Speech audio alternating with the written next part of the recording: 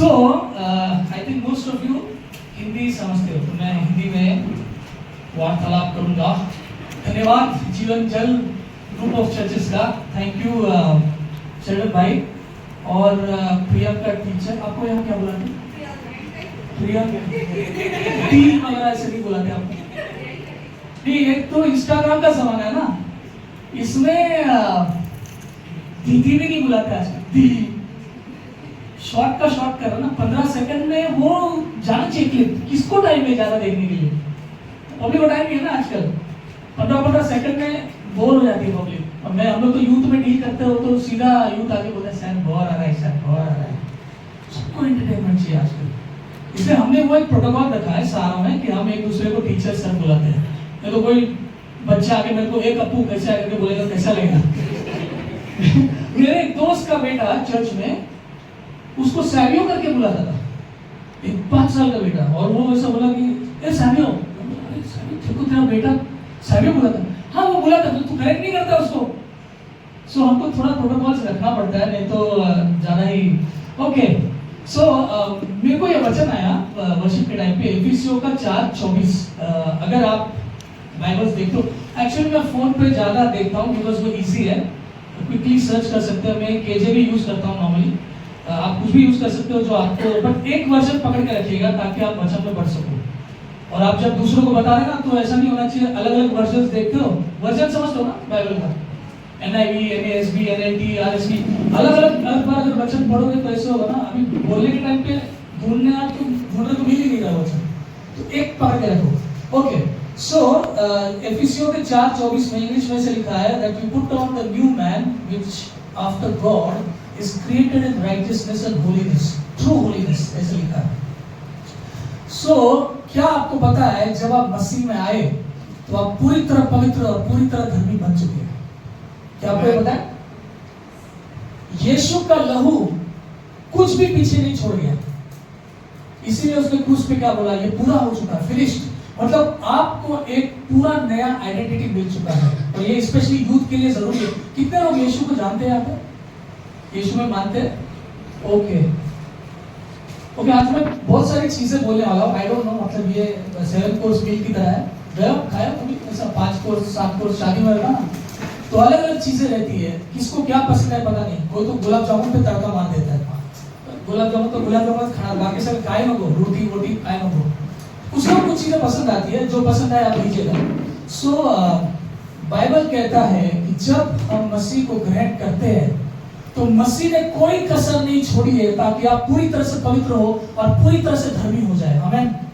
तो ये इंपॉर्टेंट क्यों है? क्योंकि जब हम मसीह को ग्रहण करते हैं, when we receive Christ, और जब हम दुनिया में जाते हैं तो हमको जानना जरूरी है कि अभी शैतान की आंखें आप पे उनपे है, क्योंकि हम जैसा पवित्र दुनिया के लोग नहीं होते। ये किसी पानी में डुबकी मारने की बात नहीं है, ये किसी पहाड़ चढ़ने की बात नहीं है, ये कहीं पे जाके माथा टेकने की बात नहीं है।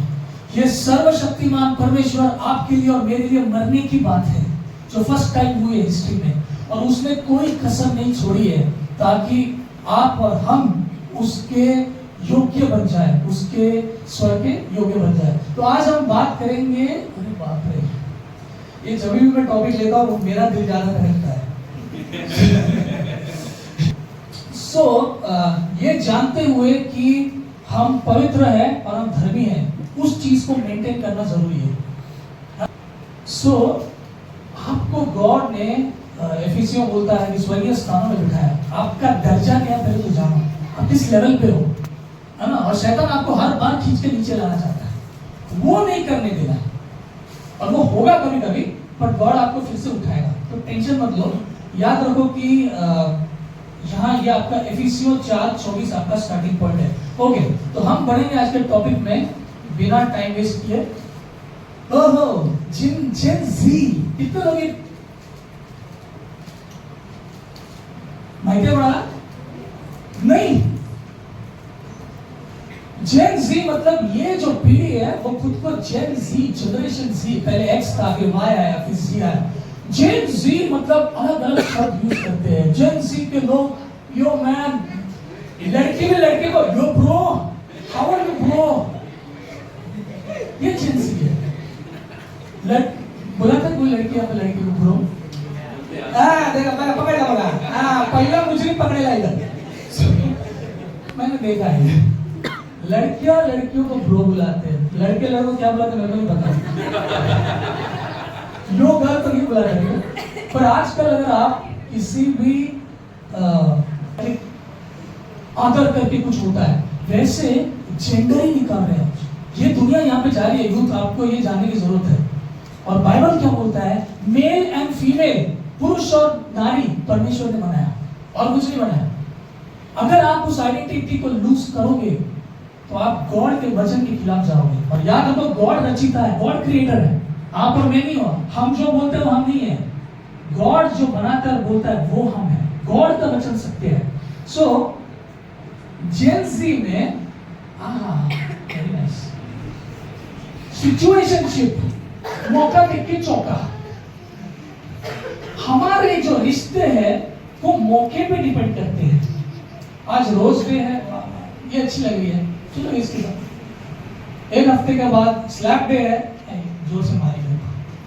फिर और एक दिन के बाद हक डे है। और सो सिचुएशनशिप मतलब मौके मौके देख के हम चौके मार रहे हैं, फिर वो लड़का हो या लड़की। और प्रॉब्लम ये है कि ये सारी चीजें बिब्लिकल नहीं है। टेक्सटेशनशिप मतलब आप किसी को जानते भी नहीं हो और आप रोमांस कर रहे हो मैसेजिंग पे।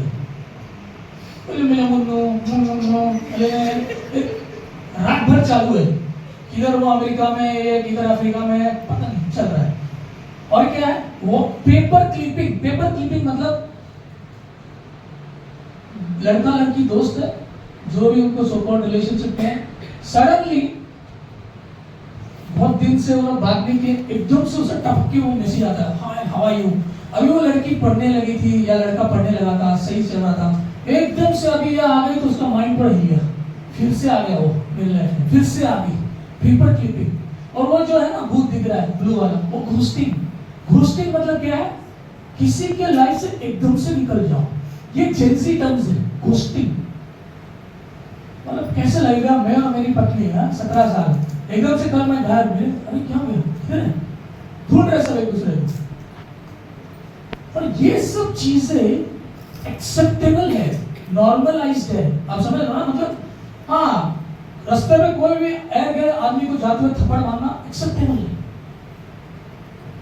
आप सच को झूठ बोलो और झूठ को सच बोलो, इसका मतलब झूठ सच नहीं होता और सच झूठ नहीं होता। आप अंधेरे को प्रकाश बोलो और प्रकाश को अंधेरा बोलो, इसका मतलब प्रकाश अंधेरा नहीं होता, अंधेरा प्रकाश नहीं होता। आप ये सब टर्म्स, आप मतलब हम सब, ये जो पीढ़ी है, ये सब टर्म्स वो बीच में पिंक फ्लैग। पिंक फ्लैग क्या होता है कि एक था रेड फ्लैग, मतलब अरे बाबा ती मुलगी अशी वागते, जाम रागीट है ती, क्या ऐकत नाही, या फिर ये लड़का देखो एकदम क्रेजी है, तो ये पिंक फ्लैग है। मतलब रेड भी नहीं है, ग्रीन भी नहीं है, बीच में पिंक है। रेड मतलब बिल्कुल नहीं चाहिए, ग्रीन मतलब चाहिए, पिंक मतलब हो सकता है चाहिए, हो सकता नहीं चाहिए, क्या पता कभी कैसा अच्छा हो जाए, कभी बुरा हो जाए। सो ये सब जो टर्म्स है ना, ये मैं इस पे सोच रहा था कि सुविधा है, लोगों ने अपने लिए सुविधा बना के ली है। और लोग क्या बोलता है, नियम तो अलाउ करता है ना, कानून तो अलाउ करता है ना, कानून में तो आप ये कर सकते हो। 2018 तक अगर पुरुष और पुरुष संबंध में है तो वो गैर कानूनी था। 2018 के बाद सेक्शन 377 से वो कानून हटा दिया गया। इसका मतलब कानून अलाउ करता है अभी लड़के और लड़के साथ रहे, कानून लिव इन रिलेशनशिप अलाउ करता है, लड़का और लड़की साथ रहे। आपके पेरेंट्स जो लैंडलॉर्ड्स है, जो घर मालिक वाके नहीं बोल सकते कि और तुम ऐसे कशा रहा था, क्योंकि लॉ अलाउ करता है। जस्ट बिकॉज नियम अलाउ करता है, पर नियम के ऊपर कोई है जिसने ये दुनिया बनाई है, वो गॉड है।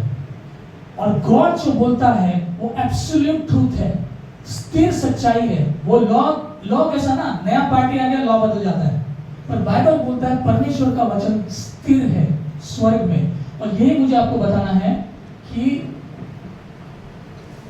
अब मैं आपको एक मस्त एग्जांपल देने वाला हूं, क्योंकि डेटिंग ये जो कॉन्सेप्ट है, ये जो सोच है, एक्चुअली वेस्टर्न है।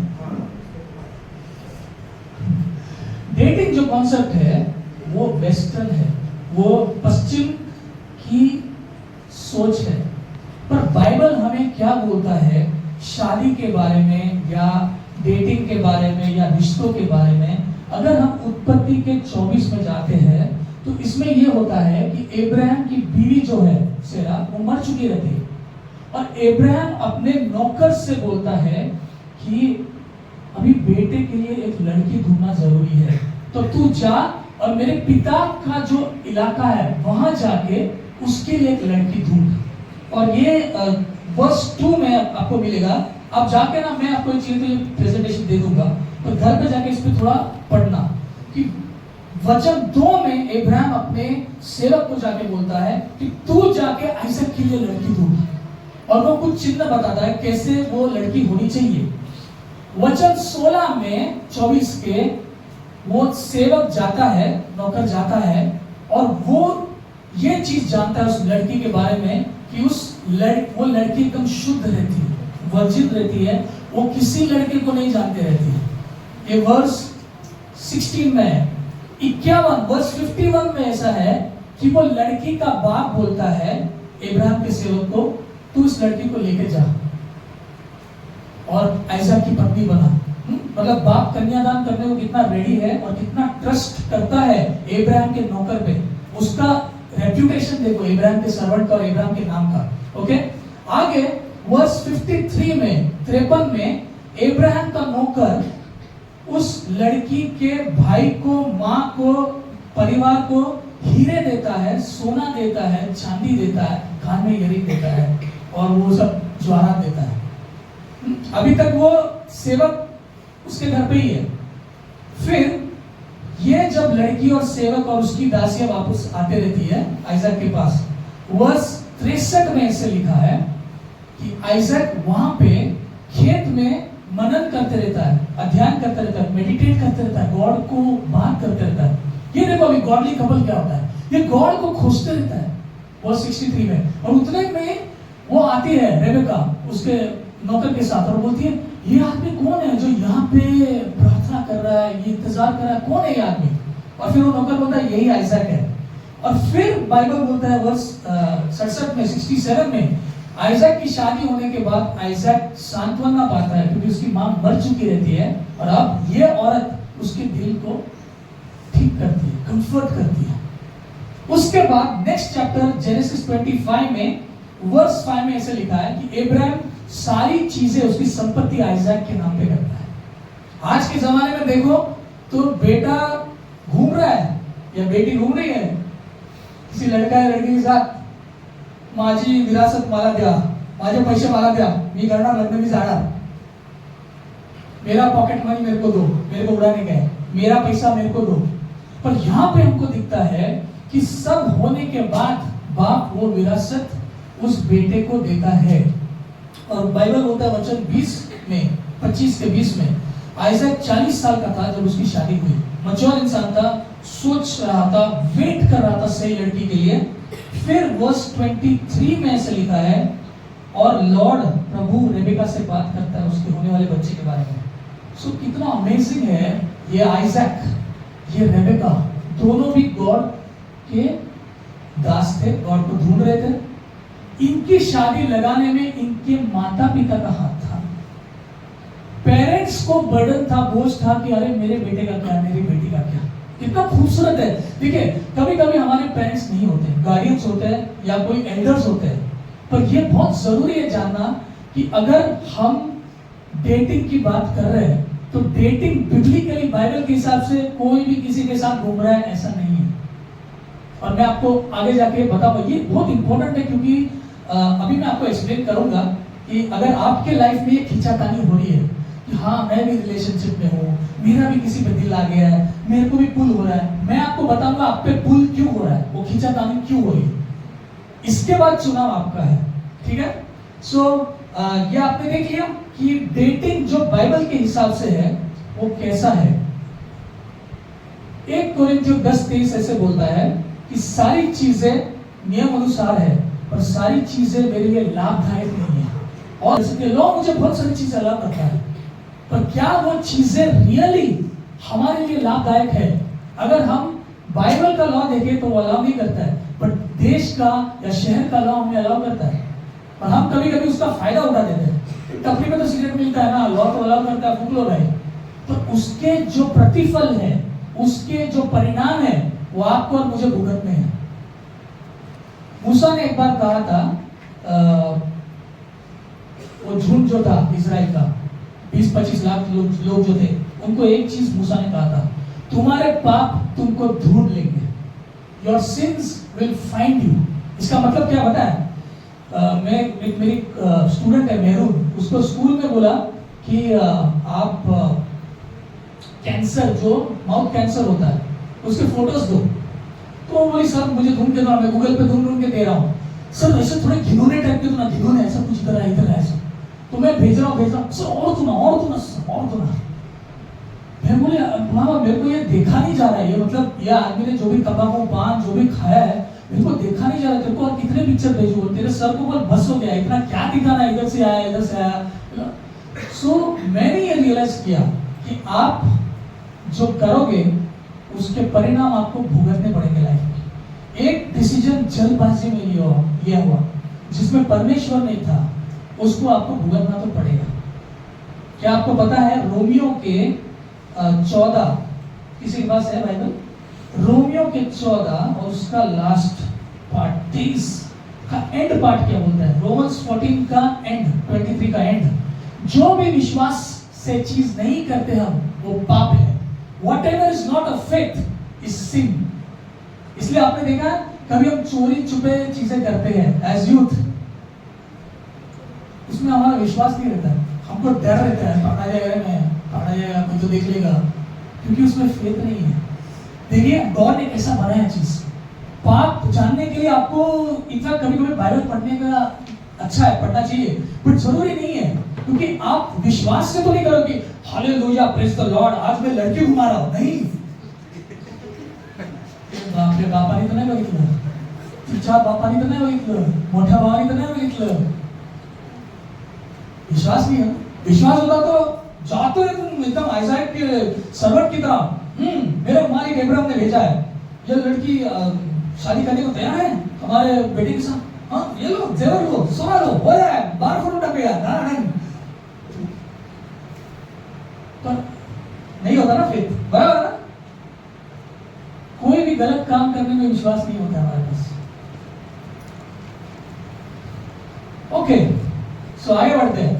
सो ये कॉन्सेप्ट जो है डेटिंग, ये वर्ड जो है, अरे ठीक है, अगर आप किसी से मिल रहे हो, किसी से जुड़ रहे हो, मे बी कॉलेज में, ऑफिस में, आपका दिल आ गया उस पर, आगे क्या करना चाहिए या क्या नहीं करना चाहिए? ओके, तो ये क्यों होता है हमारे लाइफ में? बहुत बार हम फिसलते हैं, ये क्यों होता है ये मैं आपको बताऊंगा। बाइबल क्या बोलता है कि दुनिया के तौर तरीकों के हिसाब से अपने आप को कंफर्म, उस हिसाब से मत जियो। डू नॉट बी कंफर्म, मतलब दुनिया जैसे जी रही है वैसे मत जियो, दुनिया जो कर रही है वो मत करो, राइट? दुनिया बहुत सारी चीजें कर रहे हैं आजकल, सोशल, बहुत सारे यूथ्स मेरे को आके बोलते हैं सर मेरे को फेमस बनने का है, मेरे को रील बनाने का है, आप हमको हेल्प करो, चैनल बनाओ, चैनल फेमस होने का है। इनको पता नहीं कि ये जो बड़े बड़े यूट्यूब इन्फ्लुएंसर्स है, एक तो इनका बैकग्राउंड मजबूत है, पैसे वाले, है ना? दूसरा चीज, गलत काम करके फेमस होना काफी आसान है। शॉक वैल्यू आपने देखा आजकल टिकटॉक पे, इंस्टाग्राम पे, कुछ तो ऐसे बोलते ना अतरंगी करो। एक आदमी गाड़ी के छप्पर पे बैठ के बियर पी रहा है और गाड़ी चालू है, पुलिस ने पकड़ लिया उसको बाद में, पर वो उसको मिलियंस फॉलोअर्स चाहिए।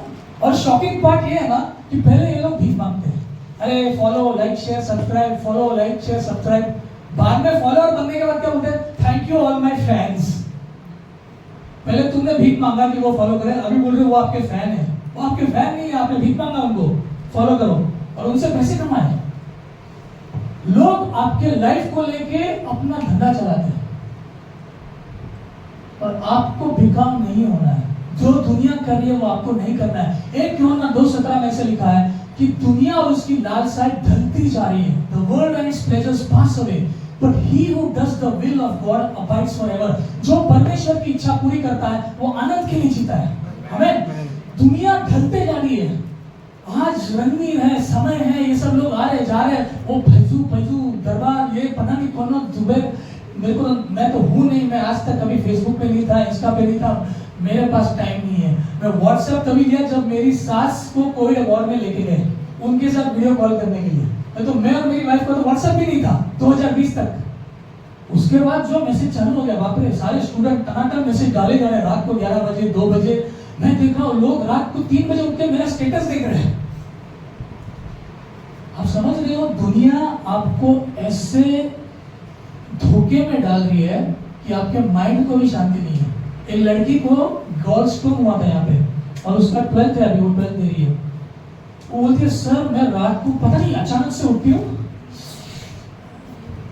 स्टेटस दे लिया, इंस्टा देख लिया, कौन है क्या है, हाँ फिर से जो जा, फिर से आगे घंटा फिर से उड़ गई। मतलब माइंड आपका कितना एंशियस है, चिंता से भरा है। आपको लगता नहीं चिंता से भरा है, पर चिंता से भरा नहीं होता तो आप शांति से सोते। साम्स में ऐसे परमेश्वर लिखता है कि he gives the day for work and the night for sleep। क्यों नाइट को स्लीप नहीं आ रही? क्योंकि हम इस दुनिया के हिसाब से ना, कुछ लोग तो मैंने देखा आजकल कॉलेजेस में तो आपको दिखता ही रहेगा, वो देखा आपने अंतरिक्ष में वो तारे ऐसे घूमते रहते हैं। हाँ चलो अभी इसके साथ ताका बैठता है, इधर घूम रहा है, कभी इधर घूम रहा है, कभी इधर घूम रहा है। दुनिया ऐसे आपको घुमा रही है, घूमते जा रहे हो, आप किसी चीज में स्थिर नहीं हो। भजन 46:10 क्या बोलता है? Psalm 46:10, बी स्टिल, स्थिर रहो और जानो कि मैं परमेश्वर हूं। स्थिरता ही तो नहीं है आज। विश्वास कभी कभी हमारा इतना खोखला रहता है, कोई कुछ बोल देता, अरे वहां ऐसा होगा क्या, एकदम से वो विश्वास हिलने लगता है। क्योंकि माइंड में गॉड के वर्ड से ज्यादा बहुत सारी दूसरी चीजें है। क्यों है मैं आपको बता रहा हूं। स्ट्रगल, ये चीज जान लो। पहले तो हमने जाना कि परमेश्वर ने हमको धर्मी बनाया और पवित्र बनाया। जब हम मसीह में आए तो हम एक राज्य में पधार चुके हैं। क्या हम बोल सकते हैं हम एक राज्य में पधार चुके हैं? हम एक राज्य में पधार चुके हैं। हमें इसको मत भूलना। अभी आपका पासपोर्ट जो है, भले यहाँ का नहीं हो, मेरा पासपोर्ट जो है वो स्वर्ग का है। हमें अंधकार के राज्य से हम स्वर्ग के राज्य में जा चुके हैं। ओके, एग्जाम्पल, सड़क है, कौन सी सड़क है आपको लगता है? हाईवे। गुड। कहां की सड़क लगती है आपको? भारत की है?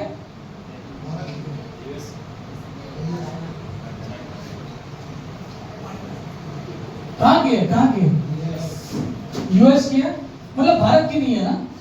लंदन की है? कोई जानता है? ब्रिटेन वगैरह? इंडिया में कौन से जगह पे हम चलाते हैं गाड़ियां? कौन सी जगह पे चलाते हैं? लेफ्ट पे, लेफ्ट पे, राइट। यहाँ पे राइट पे चल रही है, राइट पे चल रही है ना? यहाँ पे कहाँ चल रही है? हाँ, राजीव चौक है, दिल्ली ले रहा है। लेफ्ट में चल रही है, राइट। अगर राइट में गाड़ी चलाओ क्या हो जाएगा? डंडा आएगा, लाइसेंस जाएगा, चालान कटेगा, राइट। अगर अमेरिका में मैं लेफ्ट में गाड़ी चलाऊं क्या हो जाएगा? Your passport is gone. I'm giving you a ticket. You are impounded. You cannot leave the country. ऐसा कुछ तो बोलेगा आदमी, बोलेगा मराठी में बोल बाबा, ट्रांसलेट, गूगल ट्रांसलेट, कुछ समझा नहीं। पर आप जिस राज्य में रहते हो उस राज्य के हिसाब से आप जीते हो। अब हर राज्य का नियम होता है, राइट। यहाँ पे राइट है, वहां पे लेफ्ट में। आप जब प्रभु के राज्य में आते हो तो प्रभु के राज्य के नियम आप पे लागू होते हैं। जैसे इस पृथ्वी पे गुरुत्वाकर्षण, ग्रेविटी है, बराबर। अब कितना भी उड़ो आप लाइफ में, बहुत उड़ेगा, पर पृथ्वी आपको नीचे खींचेगी। जब हम मरेंगे तो इस धरती के अंदर ही जाएंगे। तो ये लॉ है, ठीक है। गलातिया 5:17 क्या बोलता है कि फ्लैश हमारा देह आत्मा के खिलाफ जाता है, और आत्मा क्यों जाता है? क्योंकि देह जो है वो शैतान के राज्य में है और आत्मा जो है वो परमेश्वर के राज्य में है। तो देखो भाई साहब, ये दो राज्यों की आपस में मुठभेड़ चालू है, फाइट चालू है। कोई भी इंसान जो यीशु मसीह के पीछे चल रहा है वो बोल ही नहीं सकता कि मेरे लाइफ में मेरा फ्लैश और स्पिरिट लड़ नहीं रहा है। लड़ेगा ही लड़ेगा, क्योंकि दुनिया इसके देह को खींचेगी उसकी तरफ और प्रभु इसकी आत्मा को खींचेगा। आत्मा मतलब सिर्फ स्पिरिट नहीं, पर उसके विचार, उसके इमोशंस को खींचेगा वो, और वो चाहेगा कि मैं गॉड की आराधना करूं, मैं गॉड की किंगडम में ज्यादा जाऊं, मैं गॉड की चीजें करूं। और इधर शैतान मॉल देख, मॉल नया मॉल खोला, देख क्या क्या मस्त है, देख 1000 रुपए का, ये ज्यादा नहीं, एक एंट्री मार के देखना। सो ये हो रहा है क्योंकि दो राज्य आपके लाइफ पे काम कर रहे हैं। सो कॉलेज में जो दिल तो पागल है, दिल तो पागल नहीं है, वो जो काला कोट वाला है ना, उसका पावर है आपके लाइफ में, समझ रहे हैं? ये फैक्ट है। सो दिल को ब्लेम मत करो, दिल में आप क्या रखते हो उस पे। यीशु ने क्या कहा कि दिल की भरपूरता से मुख बोलता है, out of the abundance of the heart the mouth speaks. Heart में क्या है? गॉड है तो गॉड निकलेगा, वर्ड है तो वर्ड निकलेगा। जहां आप पानी डालोगे वहां पेड़ निकलेगा। इंग्लिश में क्या बोलते हैं? Grass is green on the other side. खेत वहां हरा है दूसरी साइड पे, ऐसा नहीं है।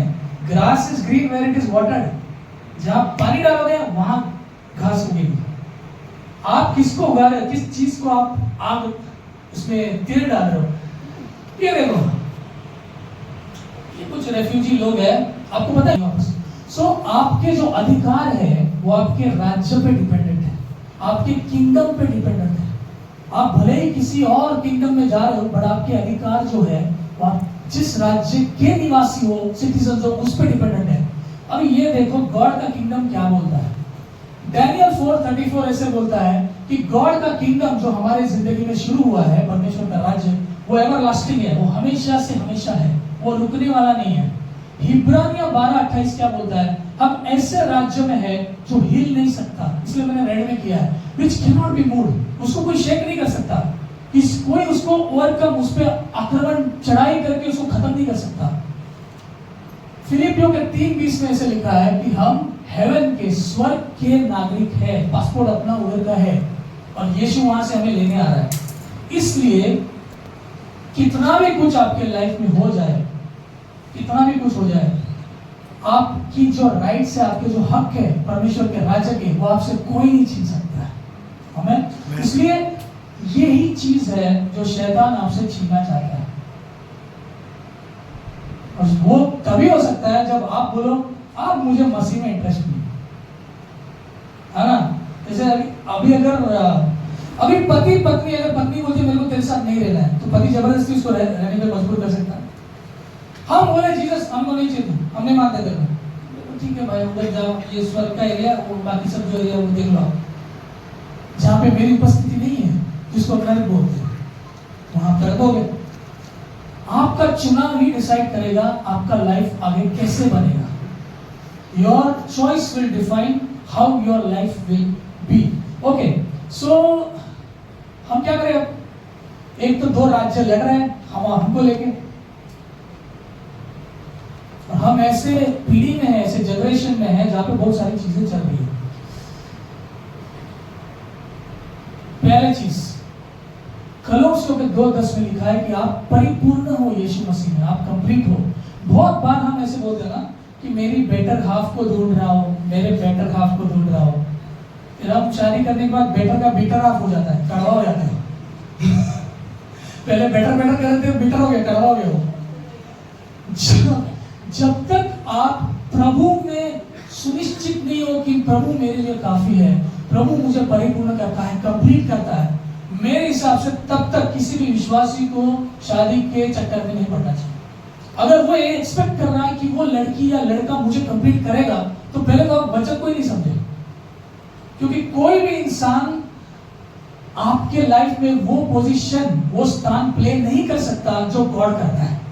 क्या आपकी वाइफ या हस्बैंड अगर वो काम पे है और आपको अभी के अभी चाहिए, टाइम स्पेस डिस्टेंस सब तोड़ के अभी चाहिए मेरे को, मैं बहुत टेम्पर प्रॉब्लम में है, टेम्पटेशन में आ सकती है, आ सकती नहीं आ सकती, पर गॉड आ सकता है। सो पहले चीज तो हमको ये जानना है कि ये वचन क्यों दिया है, you shall love the Lord your God, जो ये एक्सोडस 20 में स्टार्टिंग में ही है, निर्गमन 20 में क्यों दिया है? क्योंकि गॉड का प्यार ही सच्चा है, गॉड हमारे लिए काफी है, और गॉड के प्यार से ही हमारे स्पाउस को हम प्यार कर सकते हैं। अगर हम दुनिया के प्यार से ना वो सब हार्ट और वो सब मशी वैलेंटाइंस डे ये सब लेके अगर हम प्यार कर रहे हैं तो वो एक दिन फेल होने वाला है। क्योंकि हम दिन का वेट करते हैं, 14 फेब कब आएगा, तब मैं दिल शेप का बलून दूंगा उसको, वो सब पिन मार के फोड़ देगी, क्या करेगा? तूने मुझे रिजेक्ट किया, गॉड ने एक्सेप्ट किया और कंप्लीट किया, वो देखो पहले। तूने मुझे, जब तक ये क्लियर नहीं है, जब तक आप गॉड को प्रथम स्थान नहीं दे रहे हो, मम्मी डैडी हो, बॉस आपकी कितनी भी तरफदारी और प्रमोशन करे ऑफिस में, कोई मतलब का नहीं है, जब तक गॉड में आप सच में खुश नहीं हो। जॉन पाइपर करके एक प्रीचर है, बहुत बूढ़ा हो गया अभी, वो अमेरिकन प्रीचर है, वो एक चीज बोलता है, इंग्लिश में से बोलता है, God is most glorified in us when we are most satisfied in him. इसका मतलब परमेश्वर की महिमा सच में तब हमारी जिंदगी से होती है जब हम सच में उसमें संतुष्ट रहते हैं।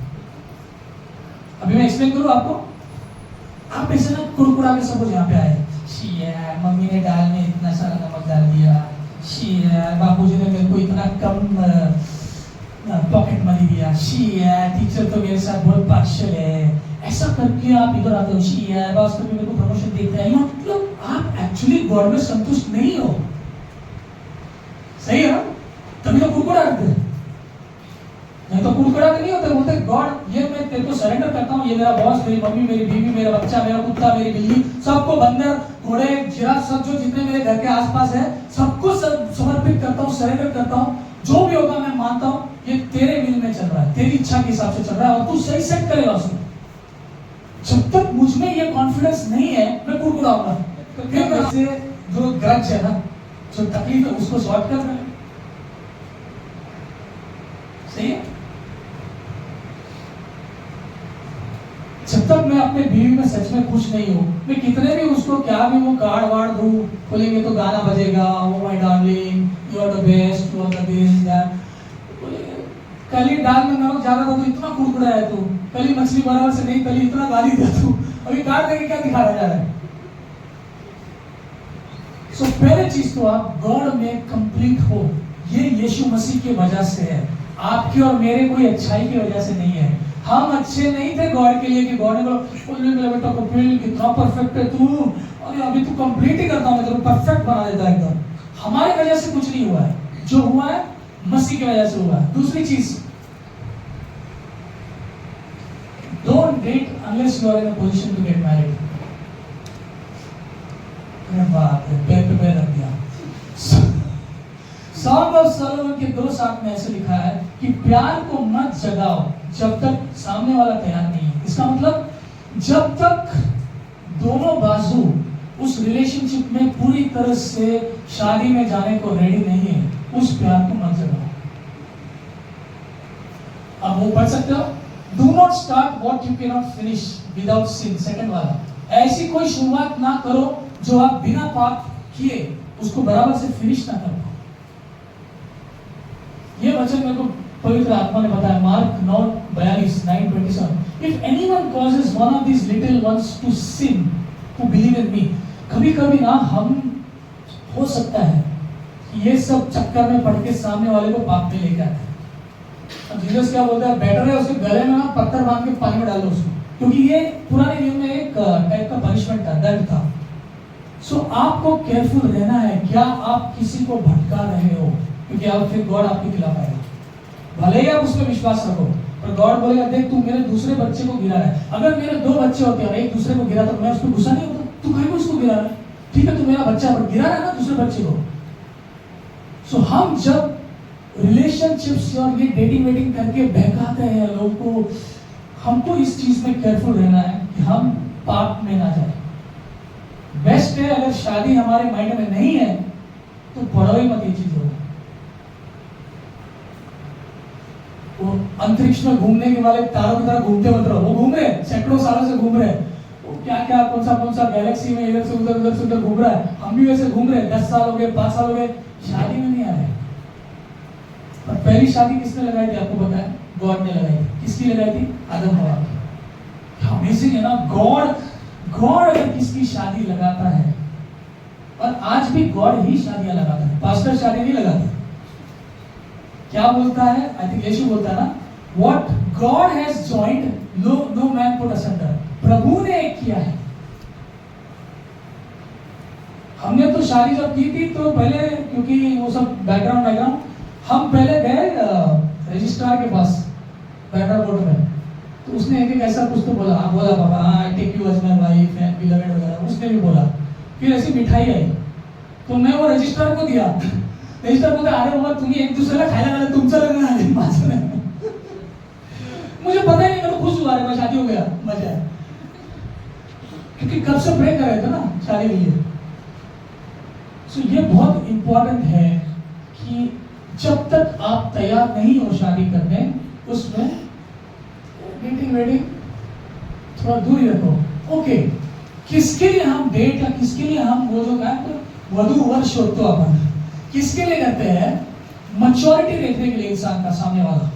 क्योंकि आज आप 20 हो 25 हो, आपको लगता है कि हाथ में हाथ डालो, गले में गला डालो, पकड़ो एक दूसरे को, घूमो। 10 साल के बाद ना वो चीजें मैटर नहीं करेंगी। जो मैटर करेगा वो मन, सर, आपका सोच और आपका फीलिंग्स मैटर करेगा। ये चीजें मैटर नहीं करेंगी। 60 साल के होने के बाद आप क्या सोचेंगे? आज हम हनीमून पे जाएंगे। 60 साल के बाद होने के बाद आप एक्चुअली आप दोनों को जो विजन है, आपका जो दर्शन है, वो मैटर करेगा। इनफैक्ट वो अभी से मैटर करेगा। 20 से लेके मरने तक आपका विजन क्या है गॉड के लिए, वही आप दोनों को एक रखेगा।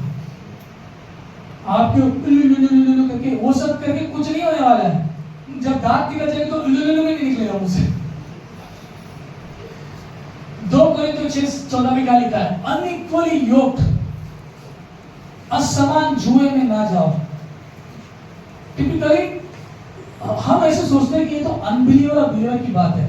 नहीं, कभी कभी बिलीवर्स भी असमान जुए में रहते हैं। मतलब मेरा थिंकिंग अलग है, दूसरे बिलीवर का थिंकिंग अलग है।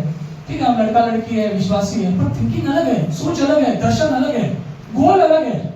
जब ये चीज है तो फालतू में उस चीज में ना बढ़ो। जस्ट बिकॉज़ अनइक्वली योक्ड होना, देखो क्या चीज, डोमेस्टिक अब्यूज, मतलब मारपीट वाला इंसान है, फाइनेंस नहीं मैनेज करता। आपको पता है दुनिया में सबसे ज्यादा जोड़े किस पे से झगड़े करते हैं? रोकड़ा, दौड़ी, पैसा। पहले झगड़े होते हैं पैसे पे से। फैमिली में देखा रहेगा आपने, माझी स्टेट, माझे पैसे, माझी नौकरी, माझी सैलरी। दूसरा झगड़ा होता है इसने मेरी माँ को निकाला, इसने मेरी सास के बारे में बोला, उसने ऐसा, वो सब रहता है फैमिली। पर पहला रहता है पैसा। तो जो जिसको आप शादी के लिए सोच रहे हो, पैसा मैनेज करने वाला इंसान चाहिए। चिल्ड्रन के बारे में डिसएग्रीमेंट्स, मेरे को बच्चा नहीं चाहिए, तेरे को बच्चा चाहिए, फिर भी हम शादी कर लेते हैं, बाद में देखते क्या होगा। बाद में क्या होगा? वही होगा, झगड़े होंगे और क्या होगा। ये चीजें डिस्कस करनी जरूरी है। एंगर इश्यूज, मैनिपुलेटिंग, अपने फायदे के लिए सामने वाले का गलत इस्तेमाल करना, गलत मैनिपुलेट करना, झूठ बोलना, वो सब करना, ऐसे अगर इंसान आपके लाइफ में आए तो कितने भी मिस इंडिया रहे तो भी शादी मत करना, या मिस्टर वर्ल्ड रहे तो भी शादी मत करना। क्योंकि आपको पता है आगे जाके ये आपको तकलीफ देने वाला है। ये बात सिर्फ ये नहीं कि मैं 20 की, मतलब वो 21 का है, मैं 20 की हूँ, हमारा अच्छा वाइब्स मिल रहा है, ये जेंजी वाइब्स। दिन बस में बैठा था, एक आदमी बैठा, वो तो मैनिफेस्ट हो गया, उसका वाइब निकला हो, बैठे बैठे यीशु मसीह के नाम से निकल, बस निकल। 10 मिनट के बाद वो खुद उठा निकल गया,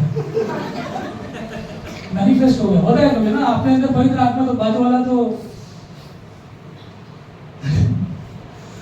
ऑलराइट। सो मैच्योरिटी देखो सामने वाले का, उसकी खूबसूरती, उसकी अदाएं, उसकी स्टाइल, तुम्हारे क्या इशारे वगैरह, वो सब मत देखते बैठो। पहले चीज को देखो, क्योंकि यिर्मयाह में लिखा खूबसूरती ढलती है, एक दिन तो सभी बूढ़े हो जाएंगे। तब आप में क्या मैटर करेगा, वो है कि आप कितने गॉड में मजबूत हो, वो मैटर करेगा, क्योंकि वही रहेगा जो मसीह का है, वही रहेगा। ओके, नेक्स्ट क्या है? Be accountable to others. जब आप किसी रिलेशनशिप में हो तो किसी एल्डर को, किसी को अकाउंट में ले लो। वो जरूरी क्यों है? क्योंकि टाइम पास नहीं चल रहा ना। आप जब स्कूल में पढ़ाई करते हो, कॉलेज में पढ़ाई करते हो, उसका एग्जाम होता है ना, दैट इज अकाउंटेबिलिटी। जवाब दे कि बाबा तूने पढ़ा, तू बोला ना पढ़ा, तो आना चाहिए ना। नहीं है तुम्हारा, फिर तू क्या पढ़ाई नहीं, मतलब तूने टाइम पास किया, बक मारा। सो हर चीज में अकाउंटेबिलिटी है गॉड का। देखो, plans fail for lack of counsel, मतलब लोगों की सलाह मशवरा नहीं रहता है, इसलिए हमारी योजनाएं नाकामयाब हो जाती है। But with many advisers they succeed. अगर आप चाहते हो कि आपके रिलेशनशिप में आप सक्सीड हो, कामयाब हो, तो आपको किसी को कॉन्फिडेंस में लेना जरूरी है। स्पेशली ऐसा तजुर्बेकार कोई अनुभवी इंसान को, जिसको मालूम है। इसमें एक सिंपल एग्जांपल देता हूँ। एक कपल का शादी था और वो कपल किस चीज पे टेंशन में था? वो लड़का इस चीज पे टेंशन में था केक काटने का कि नहीं, क्योंकि ऑलरेडी बजट उड़ गया था और शादी का केक 3000, 4000, 5000 का रहता है। मैंने बोला छोड़ ना, लोग केक खाएंगे नहीं खाएंगे, तू काय को टेंशन लेता है इसका। फिर लड़की बोलती है कि मेरे, वो जैन बैकग्राउंड से थी, तो बोलती है मेरे डैडी मम्मी नहीं आएंगे, तो कन्यादान कौन करेगा, जो शादी है उसमें कौन आएगा, क्योंकि बिलीवर्स है। मैंने बोला डैडी मम्मी नहीं आए तो शादी नहीं करेगी तू? सोच नहीं करूंगी। मैं बोला तू अभी ये मत सोच कि कौन आएगा कौन नहीं आएगा, तेरे को गॉड ने बोला है ना, तू कर। वो शादी हुई, अच्छे से हुई। अभी कितने बच्चे उनको? 2 बच्चे ही। शादी हुई और कितने साल हुए थे? 10 साल, 8 साल हो गए। 2018 या 17 में हुई थी शादी। सो कभी कभी आपको सही सलाहकार की जरूरत पड़ती है, कभी कभी नहीं, एक्चुअली हमेशा पड़ती है। कोई तो मेंटर, कोई तो काउंसलर जो आपको बताए कि जब इंसान फंसा रहता है, उसको मालूम नहीं क्या करना है, तो कोई तो उसके लाइफ में चीज उसको बताएगा कि ये मत कर, ये कर, क्योंकि मैंने ये एक्सपीरियंस किया है, बाइबल ऐसे बोलता है, गॉड ये बोलता है। उसके बिना आप स्ट्रगल करोगे, सोच में पड़ जाओगे, अभी क्या करें, अभी क्या नहीं करें। सो अकाउंटेबल रहना, किसी और को इन्वॉल्व करना। बाइबल बोलता है रोमियो 14:12 में, हर इंसान प्रभु को अपना जवाब देगा न्याय आसन के दिन। बीमा सीट मतलब जो सफेद, उसका जो सिंहासन है, मसीह सब विश्वासियों का अकाउंट लेने वाला है। उस दिन क्या बोलोगे? नहीं तो होता। 66 बुक्स, 66 बुक्स किसके लिए दी है? जानने के लिए दिया आपको कि गॉड कैसा है, गॉड आपसे क्या उम्मीद रखता है, अपेक्षा रखता है, क्योंकि उसने हमें बनाया ना। देखो, मैं अगर मेरा गाड़ी 16 साल पुराना है, उसका माइलेज है पेट्रोल में 15 का, अगर वो 10 पे जाता है, 10 किलोमीटर देता है 1 लीटर पे, मैं पूछूंगा ना कि अरे गाड़ी को क्या हो गया, 15 10 पे कैसे आ गया? तो मैं अकाउंट मांगता हूँ ना, क्योंकि मेरी गाड़ी है। हम परमेश्वर की, हमें मानते हो आप? बाइबल बोलता है कि स्वर्ग परमेश्वर के लिए है, पर पृथ्वी जो है वो उसने इंसान को भी एंजॉय करने के लिए। हम एंजॉय तो करते हैं, उसका जो फल है वो खाते हैं, पर एक दिन हम उसको अकाउंट देंगे। तो उस दिन जब अकाउंट देंगे, क्योंकि हम उसके हैं, उसने हमें बनाया, हम क्या बोलेंगे? भाई brother. Okay, next and final, maintain boundaries. फिलिपियों के 4:5 में से लिखा है कि आपका जो मॉडरेशन है वो सबको मालूम होना चाहिए। जैसे होता है कभी सोसाइटी में आपको लोग बुलाते हैं कोई फंक्शन के लिए, कोई फेस्टिवल के लिए, आप में वो हिम्मत होनी चाहिए बोलने की, देखो मेरा विश्वास ये है, मैं ये बाउंड्री क्रॉस नहीं कर सकता हूँ। मैं बर्थडे में आ सकता हूँ, पर इधर उधर झुकूंगा नहीं। उसके लिए आपको पुष्पा की जरूरत नहीं है, वचन काफी है बोलने के लिए किधर झुकने का, किधर नहीं झुकने का। सो आपको ये मालूम होना चाहिए कि जब आप किसी के लिए, शादी के लिए एक प्रोस्पेक्ट ढूंढ रहे हो, तो आप रूल सेट कर रहे हो, अकाउंटेबल हो, टेम्पटेशन से माइंड को गार्ड कर रहे हो, सेल्फ कंट्रोल में हो। और लास्ट वाला जो बाइबल में लिखा है कि हमारा जो बॉडी है, बॉडी का मतलब सिर्फ ये नहीं है, बॉडी मतलब जो पूरा बीइंग है, जो पूरे है। आपका नाम क्या है? सुनील। ये जो पूरा सुनील है, स्पिरिट सोल बॉडी, ये पूरा जो है ये प्रभु का मंदिर है। उसकी सोच प्रभु का मंदिर है, उसके इमोशंस प्रभु के मंदिर है, उसकी डिजायर भी प्रभु का मंदिर है, सब चीजों में प्रभु निवास करना चाहते हैं, सब चीजों में। वो अलग बात है, हम बहुत बार अलाउ नहीं करते, पर गॉड बोलता है कि, और बॉडी तो है ही है, फिजिकल बॉडी, इसलिए हमको उस चीज में बहुत केयरफुल रहना है, क्योंकि यही से फिजिकल बॉडी से बहुत इजीली पाप हो जाता है, क्योंकि हम उधर कंट्रोल लूज करते हैं। ओके, फाइनली सो हमने स्टार्ट किया था कन्वीनियंस, सुविधा। जेंजी क्या है, कन्वीनियंस देखता है, सुविधा देखता है, तो टर्म्स बना के अपना फायदा देखता है।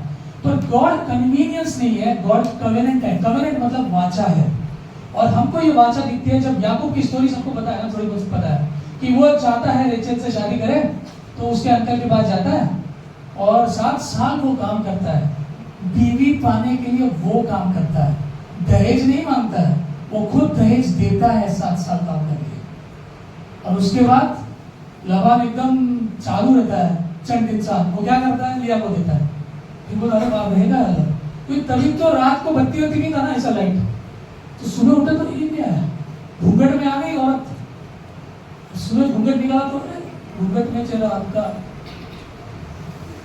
फिर अभी क्या और 7 साल काम करता है। हमको एक चीज बहुत अमेजिंग दिखती है जेकब की, कि वो रेचल के लिए 14 साल देने को रेडी है, सैक्रिफाइस। और क्या दिखता है यीशु मसीह, God shows us his love that while we were sinners, जब हम पापी थे तब यीशु मसीह आपके और मेरे लिए मरा। गॉड ने ये नहीं बोला कि भाई सुनील परफेक्ट हो जा, शेल्डन परफेक्ट हो जा, शीतल परफेक्ट हो जा, हम पापी थे तब गॉड हमारे लिए मरा। गॉड ने हमारा दहेज तब दिया जब हम उसके लिए सही नहीं थे। सुना आपने, गॉड ने हमारे शादी, उसकी और हमारी शादी के लिए दहेज तब दिया जब हम उसके लिए सही नहीं थे, और उसका प्यार हमें सही करता है। आमीन। कुछ क्वेश्चंस मैंने अभी लिखे हैं इसमें, क्या हम पाप करते हैं मसीह में आने के बाद? बोलो बिंदास, गॉड ये पिता का घर है, पिता के घर में तुम फ्री नहीं हो तो कहां फ्री हो? करते हो? ओके, क्या हम हमेशा यीशु मसीह को प्रसन्न करते हैं? Do we please Jesus always? नहीं। Okay, do we always ask Jesus before? किसी ने गॉड को पूछ के, अभी मैंने तो पूछा नहीं कि ये ब्लू शर्ट पहनो कि नहीं, किसी ने पूछ के कपड़े पहने गॉड को? हो सकता है किसी ने पूछे भी हो। तो क्या आपको लगता है आप सही में राइट पर्सन हो जीसस के लिए? आपको पता है स्वर्ग में शादी होने वाली है चर्च की और उसकी, क्या आप राइट पर्सन हो जीसस के लिए? पर हम क्या बोलते हैं, I want to find my better half, the right person for me, I am searching for the right person, मैं ढूंढ रहा हूं या ढूंढ रही हूं सही इंसान मेरे लिए। सो फाइनली आपके शादी में सबसे इंपॉर्टेंट चीज ये है कि आप सामने वाले से उम्मीद मत रखो कि वो आपके लिए राइट बने, आप उसके लिए राइट बनो। समझे? मसीह हमारे लिए सही है, हम नहीं है, हम कोशिश कर रहे हैं। आपको और हमें ये ट्राई करना है कि हम जीसस के लिए सही बने, और आपके स्पाउस के लिए, होने वाले पति या पत्नी के लिए सही बने। समझे? अभी ये नहीं कि वो ऐसा करती है, वो ठीक है करना दो उसको, गॉड उसको ठीक कर देगा, पहले खुद ठीक हो जाओ, खुद उसके लिए बेस्ट हो जाओ, खुद उसका बेटर आप हो जाओ, जो मैं नहीं हूं, ट्राई कर रहा हूं पर गॉड हमारे लिए परफेक्ट है। यीशु ने कहा ना, be perfect as your father in heaven is. सुना आपने? परिपूर्ण बनो जैसे पिता परिपूर्ण है। वो कौन सा परिपूर्णता है? वो प्यार की परिपूर्णता है, परफेक्शन ऑफ लव। इब्रानियों के 6 में भी ऐसे लिखा है, let us move towards excellence, उत्तमता में जाए। कौन सी उत्तमता है? प्रचार की उत्तमता नहीं है, गानों की उत्तमता नहीं है, प्रार्थनाओं की उत्तमता नहीं है, प्यार की उत्तमता है। अगर हम मसीह की तरह प्रेम करें तो लोग बोलेंगे कि हम मसीह के चेले हैं। कॉर्ड ऑफ 3, लड़की लोग मेरी बात की ना छोटी बातें की नहीं, तो 3 धागों की जो रस्सी होती है वो आसानी से नहीं टूटती है। मतलब पति पत्नी में अगर तीसरा मसीह हो, यीशु हो, तो वो फैमिली को तोड़ना मुश्किल है। यही सबसे क्रिटिकल चीज है जब आप आगे जाके शादी या ये रिलेशनशिप्स के बारे में सोचते हो कि क्या मसीह उसके बीच में है। अगर मसीह नहीं है तो आप स्ट्रगल करोगे, डेफिनेटली स्ट्रगल करोगे। पर जिस रस्सी में देखो 3 रस्सियां वहां पर, तीसरी रस्सी जो रस्सी में तीसरा धागा यीशु मसीह है, बहुत मुश्किल है। तो ये गॉड डेफिनेटली, क्योंकि गॉड दोनों के दिल में बसता है। गॉड कहीं ना कहीं, जैसे हमने देखा आइजैक, पहली स्टोरी हमने देखी आइजैक और रेबेका, गॉड रेबेका से भी बात करता है, गॉड आइजैक से भी बात करता है, गॉड अब्राहम से भी बात करता है, और गॉड उस सेवक से भी बात करता है। वो सेवक भी देख के रेबेका को बोलता है ये लड़की, मतलब पूरा खानदान जानता है कि यही दुल्हन आनी चाहिए। तो बचपन से थोड़ा बहुत तकलीफ तो हुआ ही है, पर जब शादी के लिए हम लोग दोनों जीवन साथी .com, तो मैं किससे एक्सपेक्ट करता, चर्च में बोला था, पर फिर तुमने रजिस्टर किया था तो वो अमेरिका में थी, मैं यहाँ था। तो फिर ये हुआ ना कि मेरी बहन भी अमेरिका में, मैंने उसको बोला मेरे को कोई पसंद आया है, उधर है, मैंने देखा नहीं, मैंने फोटो में देखा है, तो वो शायद आने वाली है, तो क्या लगता है। तो मेरे सिस्टर ने बोला तेरे डैडी से पहले बात कर, वो तेरे लिए स्टैंड करेंगे, क्योंकि वो तेरे कैरेक्टर को जानते हैं, तू कैसे जी रहा है वो जानते हैं, वो तेरी तरफदारी करेंगे, तेरे को नहीं छोड़ेंगे। तो छोड़ेंगे मतलब ऐसे नहीं छोड़ेंगे। सो फिर मैं डैडी के पास गया, मैं बोला एक लड़की को मैं ऐसा बात कर रहा हूँ, ईमेल भेजा था, तो चैट पर ईमेल भेजा है, तो वो जीवन साथी, तो उन्होंने बोला वेरी गुड, कांग्रेचुलेशन, पहले कांग्रेचुलेशन कर दिया, बोले नहीं देखा नहीं है। तो फिर वो अमेरिका से जब आई तो मैंने बोला हम चर्च में मिलेंगे। तो फर्स्ट टाइम हम जब चर्च में मिले तो वो इधर पीछे बैठी है, मैं इधर तो आगे बैठा हूँ, मैं चर्च की लीडरशिप में था, बट अलग अलग बैठे थे। फिर चर्च खत्म होने के बाद पास्टर के सामने पहला मीटिंग हुआ हमारा। उसके बाद मैं बोला अब तो घर पे जा, बस में छोड़ दिया उसको चाहे थोड़ा बुरा लगा रहेगा, क्योंकि वो तभी न्यूली लॉर्ड में आ रही थी। पर उसके बाद 2 महीने के बाद हम मिले, और फिर मुझे पास्टर की वाइफ ने बोला कि हमको लगता है वो लड़की तेरे लिए सही है, पर गॉड तुम दोनों से बात करेगा, तो अभी तू उससे मिल सकता है, बट पेरेंट्स को कॉन्फ्रेंस में ले। फिर मैं पेरेंट्स को बोल के मिलने जाता था, पर दिल में मैं श्योर था कि ये फाइनल है, बस फर्स्ट एंड लास्ट।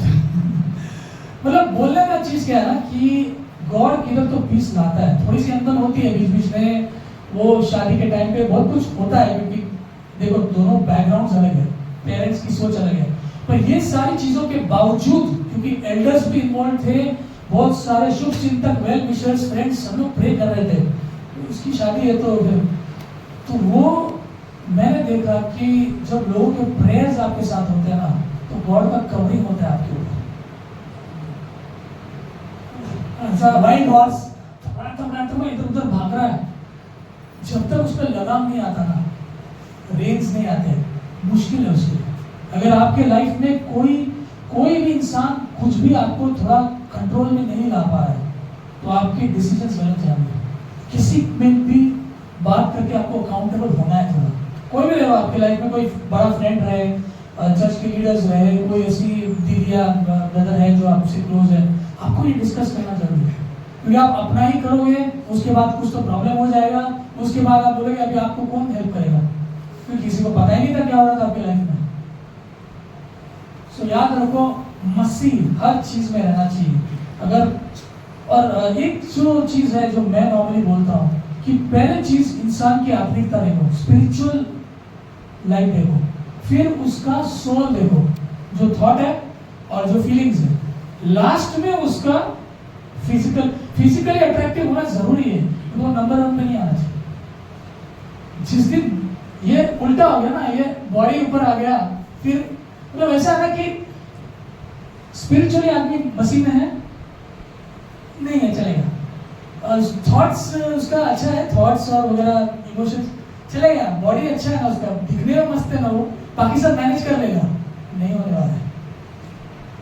बाद में मसीह में लेके आएंगे उसको, नहीं होने वाला है, बिल्कुल ट्राई मत करो।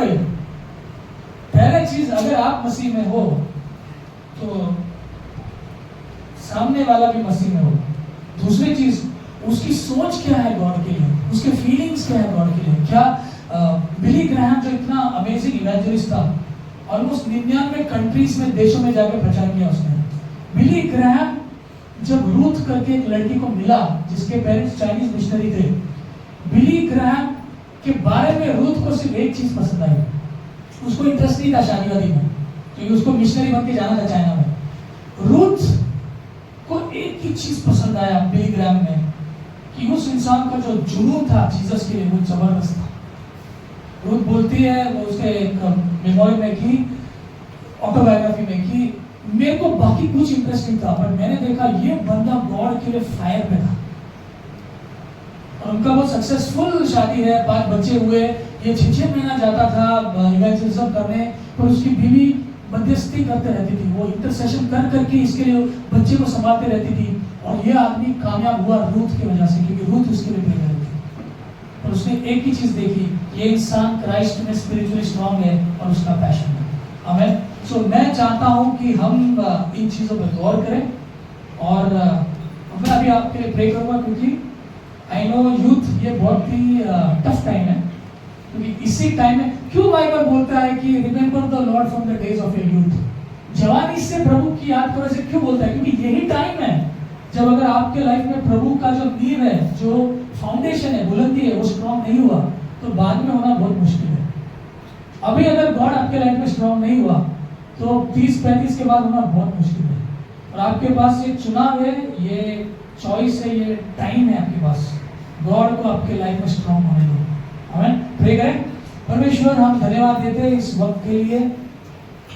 आपका वचन हमें सिखाता है परमेश्वर, आपका वचन हमें बताता है दाहिने जाना है या बाईने जाना है, अब बाएं जाना है। परमेश्वर, आपका वचन ही हमारा मजबूत गढ़ है परमेश्वर, हमारा स्ट्रॉन्ग फोर्ट्रेस है परमेश्वर। इस वक्त हम प्रार्थना करते हैं इस सारे युवाओं के लिए, कितने खूबसूरत है, आपने इन्हें रचा है आपके हिसाब से, आपके स्वरूप में परमेश्वर, आपकी योजना के लिए। और हम जानते हैं परमेश्वर की इनके लाइफ में कोई भी ऐसी चीज नहीं है जो आप माफ नहीं कर सकते हो, कोई भी ऐसा उनका गलत निर्णय नहीं है जो आप फिर से सही नहीं कर सकते हो। हर चीज, जैसे यीशु आपने कहा, with God all things are possible. परमेश्वर, आप हर चीज सही कर सकते हो इनकी जिंदगी में जो आज सही नहीं है। और हम प्रार्थना करते हैं परमेश्वर हम सभी के लिए, हम जो शादीशुदा है और जो युवा है जिनकी शादी होने वाली है, जिनको इच्छा है शादी में, हम प्रार्थना करते हैं परमेश्वर सभी के लिए कि आप सेटल कर दो आपका वचन, आपकी इच्छा, आपका डिजायर हमारे जिंदगी में, ताकि हम परमेश्वर भटके नहीं परमेश्वर, पर हम स्थिर रहे परमेश्वर आप में, क्योंकि प्रभु का दिन बहुत ही निकट है, बहुत ही करीब है परमेश्वर, आप आने पे हो परमेश्वर। और ये वक्त है परमेश्वर कि हम आपकी इच्छाओं के हिसाब से, आपके वचन के हिसाब से जिए, क्योंकि आपकी इच्छा हमारे लिए हमेशा भली है परमेश्वर। Your thoughts for us are good Lord father. Thank you father, क्योंकि आपका वचन कहता है रोमियो के 2:4 में कि प्रभु की भलाई हमें पश्चाताप की तरफ ले जाती है। धन्यवाद देते हैं कि आपकी भलाई हमें छूती है रोज, और हमें रोज उस नाव में ले आती है जो नूह की नाव थी, ताकि हम बाढ़ में बह ना जाए। धन्यवाद देते हैं और यीशु के नाम से प्रार्थना करते हैं। आमीन।